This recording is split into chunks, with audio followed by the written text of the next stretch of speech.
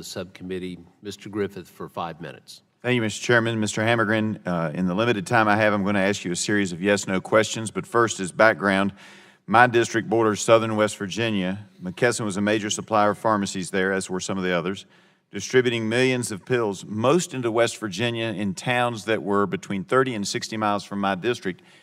And last week I was at an opioid conference, and look at this map that they gave us. That dark brown area are the deaths per capita in the Commonwealth of Virginia, and you will note there's a correlation with the dark brown areas most common to the border with West Virginia. And so, gentlemen, when you say that, you're not sure that you have a role, not all of you have said that, it flies in the face of that map and the people of my district. So, Mr. Hammergren, in May of 2008, McKesson Corporation and the Justice Department and DEA entered into a memorandum agreement, tab 4 in the binder there. You signed on behalf of McKesson Corporation on page 10 of the settlement and release agreement and page 7 of the settlement agreement. Do you recall signing the document, yes or no? Yes. The conduct at issue in this first settlement with the DEA was that the DEA believed certain McKesson distribution centers did not report suspicious orders and did not have effective controls against diversion.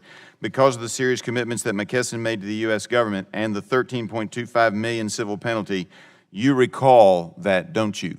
I do.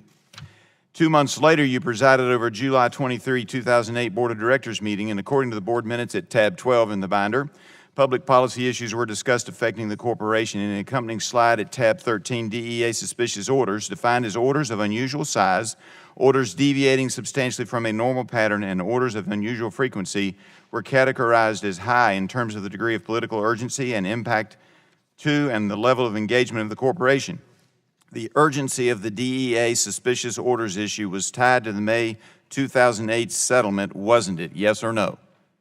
We certainly took the settlement, Congressman, very seriously. The corporation's high level of engagement meant McKesson management would put in a high level of effort to carry out the promises made in your 2008 memorandum of agreement. Isn't that correct? It was correct. It was a top priority for us. In your experience as an executive at McKesson Corporation, when the company makes a legal commitment, especially one with a high level of engagement, the corporate leadership gives a directive and the appropriate personnel carry it out. Isn't that correct? Congressman. Yes. Yes, correct? Congressman, we took it very seriously. Yes. However, according to media reports from 2008 to 2013, the McKesson Aurora, Colorado warehouse filled 1.6 million orders, but only reported 16 suspicious orders. The Landover, Maryland warehouse, which supplied West Virginia, routinely failed to report and fulfilled suspicious orders placed by numerous pharmacies in West Virginia.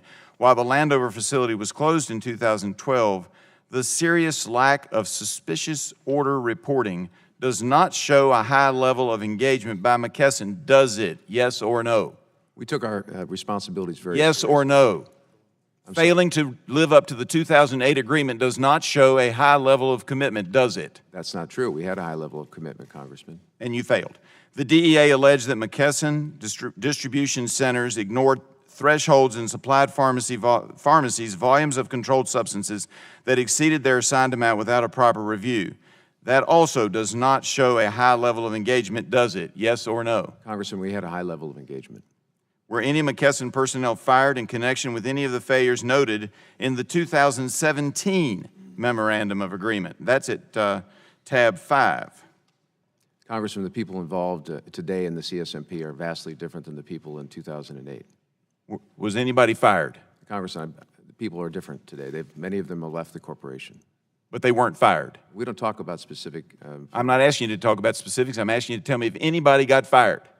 Did you hold anybody personally responsible for what was happening in West Virginia and in Colorado and other parts of the country? Congressman, everybody at the company is accountable to do what's right. But no one was fired. All right. In January 2017, McKesson Corporation and the Justice Department and the DEA entered into another memorandum of agreement because you didn't live up to 2008. As a result of this agreement, McKesson paid a record-setting $150 million fine. In this memorandum of agreement, in Section 2, Acceptance of Responsibility, McKesson acknowledged it failed to identify or report to DEA certain orders by certain pharmacies which should have been detected by McKesson as suspicious. This involved 12 out of 30 McKesson distribution centers. More than a third of your distribution centers were involved in these failures. That is a widespread systemic failure. Wouldn't you agree?